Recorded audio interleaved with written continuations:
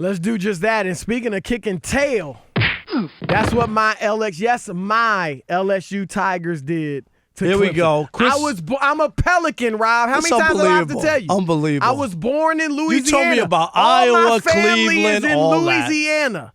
I'm serious. Aunts, uncles, cousins, grandparents. He had a Broussard is like Johnson or Smith down in Louisiana. He had a bowl of dirty rice and a Fresca, and now he thinks he's from Louisiana. Every Christmas, we get authentic, real gumbo. We make beignet, crawfish etouffee, jambalaya, boudin, all of it. Gesundheit. I am a Louisiana boy, and today I am a champion. That's right. Did he set this up? That is absolutely right, Rob. Sing with it. Groove with me, Rob. I can't do Move it. to it right now. Go ahead, this is all you.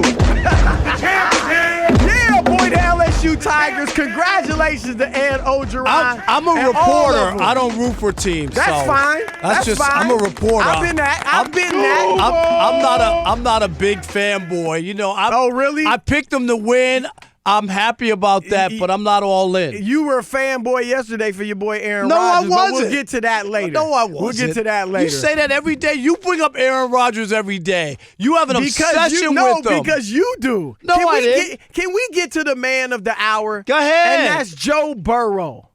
Joe Burrow, Rob Parker, was outstanding. And it's not an argument because you agree with me. I picked him to win. He completed the greatest season ever for a college quarterback. We agree on that? Yes.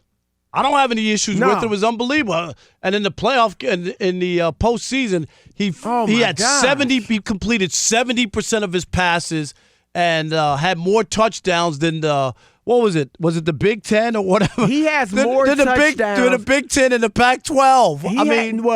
Here it is. He had more touchdowns in 2 playoff games this year, 14, than the Big Ten has scored in total.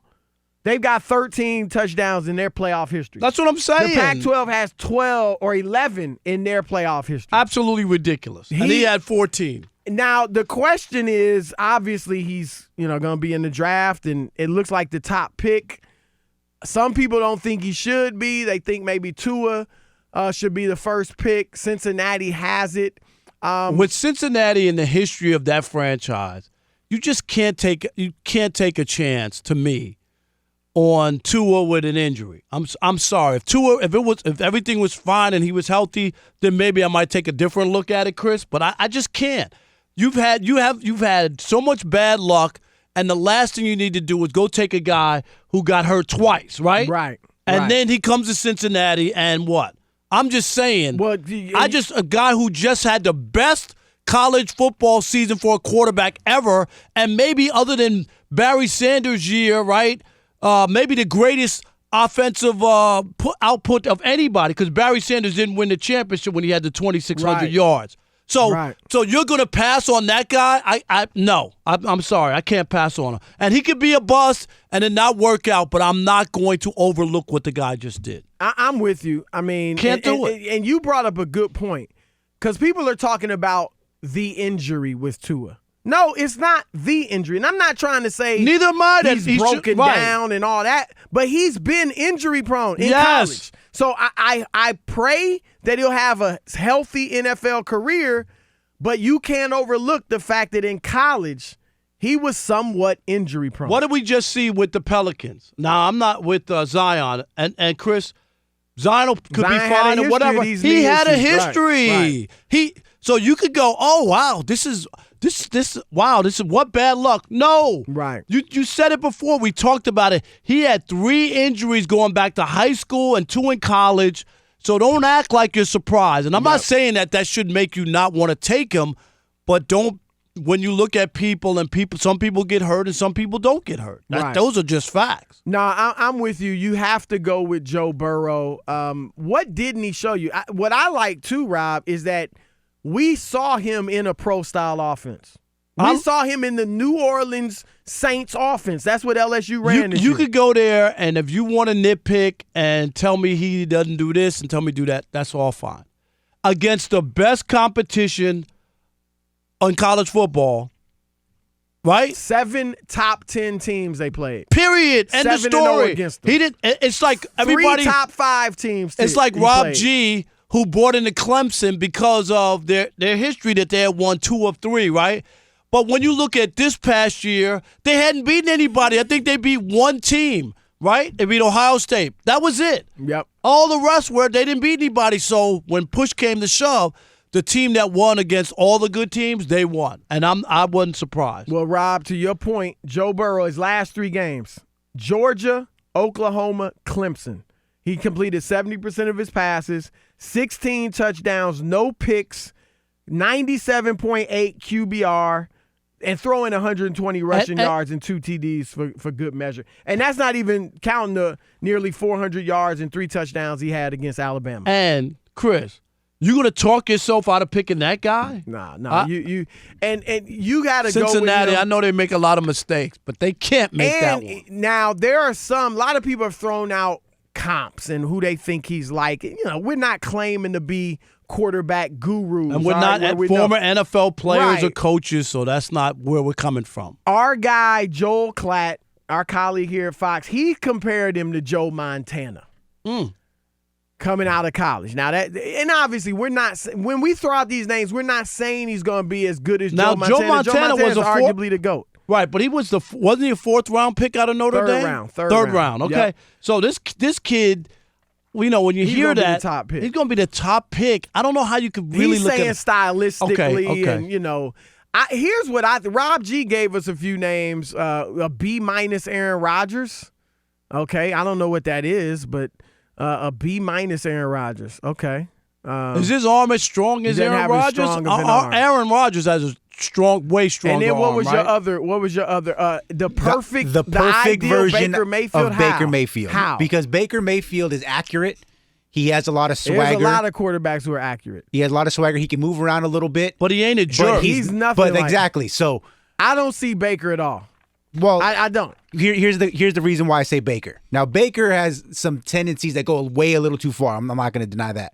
Joe Burrow, after the game, is smoking a victory cigar with a hat that says "Well Endowed Joe" on it. Right. You know what I mean? You can't fit that on a hat. That's not what it said. So stuff like that. So he has like that version of swag. But he doesn't do. I think a lot. You don't think Jameis Winston had that? Right. That's why I'm saying he's the ideal version of what do that people in the locker room. He's what people hoped Baker Mayfield was when they tried to classify him. Say this is what made him number one. Rob G. And how about Joe Burrow's 4 inches taller. Manziel? I mean, come on. Rob, he doesn't play like Manziel. He doesn't play like Manziel. You think he plays like Baker? Baker at Oklahoma played a lot like that. Throwing the ball over the field. I'm going to throw this out. And you know what? You made a mistake. That hat said Rob Parker Joe. I'm going to, moving on. Craig Melvin's like, yeah, good joke. Anyway, I'm going to compare him a little bit to Tom Brady. And here's why. And obviously, Rob, Tom Brady's 6th-round pick. This guy's going to be the number one pick. You didn't have a lot of success at Michigan. Yeah, I mean, he was just okay. They won. They were highly ranked. But he wasn't. They did all right. But yeah, he wasn't lighting it up, obviously. But my point is this. A year ago, nobody thought, not even a year ago, a few months ago, nobody even had Joe Burrow on their draft radar. So in that regard, he was sitting on the bench at Ohio State. Right. In that regard, he was kind of like Brady, a late bloomer. That's what I mean, a late bloomer. Not the strongest arm, but certainly strong enough. Tom Brady throws an outstanding deep ball. I mean, some of those passes yesterday, he placed right in stride to these receivers. And he is incredibly competitive. I love his competitiveness, his toughness. It's understated. Like, you might not think he's all that competitive like Brady, but it does come out and you see it. And he has what I think are the intangibles. He's clearly was the leader of that team, steps in a few months ago and automatically becomes the leader on a team laden with NFL talent. So that's why I kind of look at him, not that he's going to be Joe or Tom Brady, but I kind of see some comparisons there. I don't know. I guess to a certain extent. What did he have last year, numbers-wise? He didn't do anything. Right? I mean, he's never started. That's one knock that people have. I'm saying when he played, though, 58%, 16 touchdowns and 5 picks. So he was just okay. You know Right. what I mean? But some people blossom later, and maybe it all came together, and you get your confidence. And, if you're playing sports, you feel good and things get off to a good start, and all of a sudden you could grow into it. But, Chris, it'll be interesting. And, some people are also already telling him he shouldn't go to Cincinnati and he should say he don't want to play for that organization or whatever. I'm not with that. And he's from Ohio. From Ohio. I don't see him turning down the a Bengals. chance to go there, and then And it's a low ceiling. turn down Like the challenge? it's a challenge that you could be the guy to bring back Right. the organization, and they haven't won.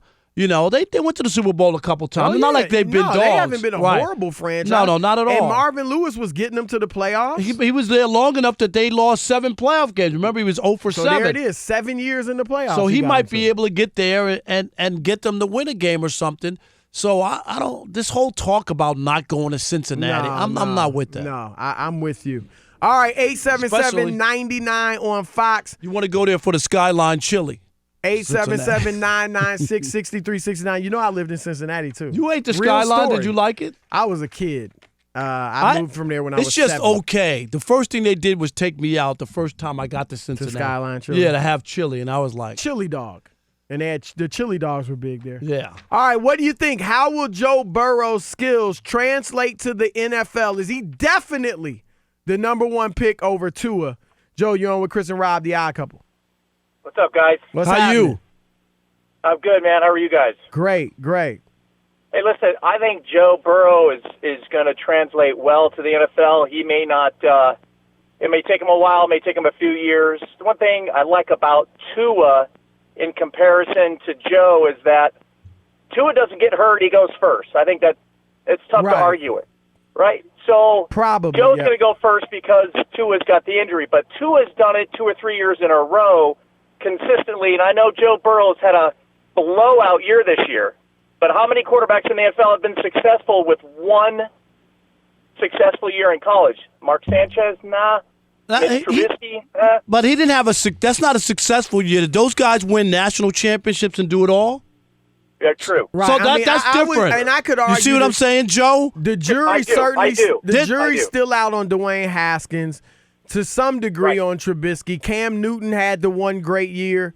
So, there are those that can fit a narrative either way. Right, but the only reason I say that is because of who he beat during this run, and then to cap it all off with the national championship. It's hard to overlook that guy.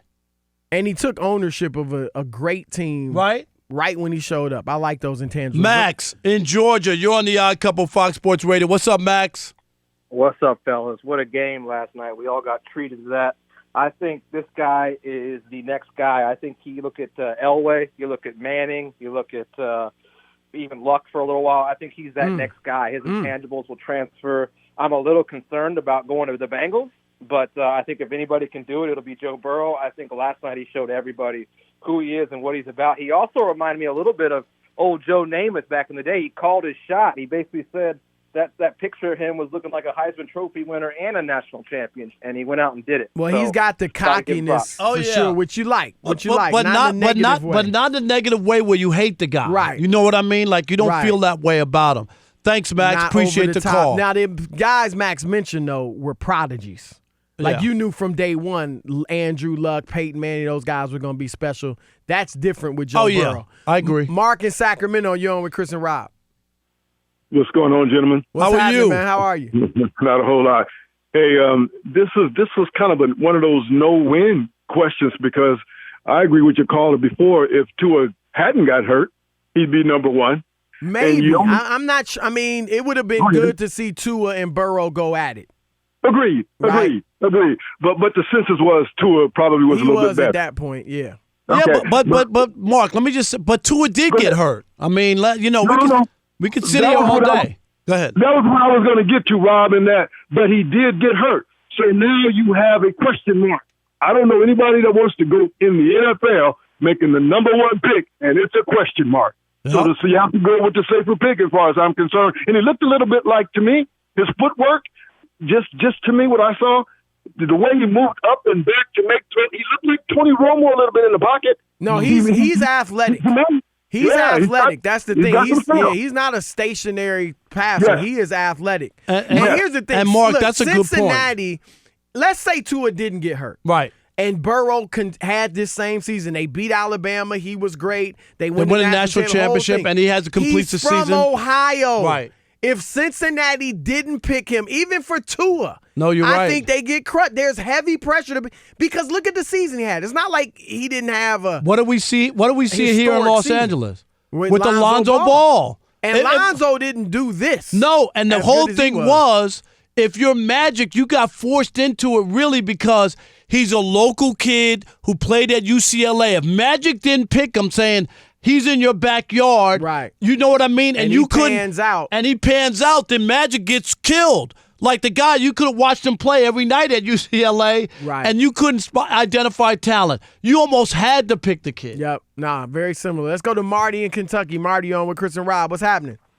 How's it going, fellas? Happy Magic City Monday. Oh, yeah, it's Tuesday. It's Trash Talking Marty. Tuesday, Marty. Where you been, man? It is Trash Talking Tuesday. I had a 4-day weekend. It threw me off. Good for fellas, you, though. I'm not gonna miss out on chance on Joe Burrow. A guy can throw the long ball that accurate. Those NFL caliber receivers were jumping up, knowing that ball was going to drop right where it's supposed to, and he's got something that Tom Brady has, that Aaron Rodgers has, that Michael Jordan had since he was in high school. He's got a chip on his shoulder, and I love it. I like a dog in a guy. Yep. People get it mixed up. Sometimes you see dog in a guy and you think it's diva. There's a difference between a diva and a dog, and I like the dog in this guy. No, I agree, Marty. I like it too. What's happening, y'all? It's Chris Broussard. I'm Rob Parker. And we are The Odd Couple. Check us out as often as you can on YouTube. And always remember, I'm Oscar, and he's Felix. Oh, man. Are you serious?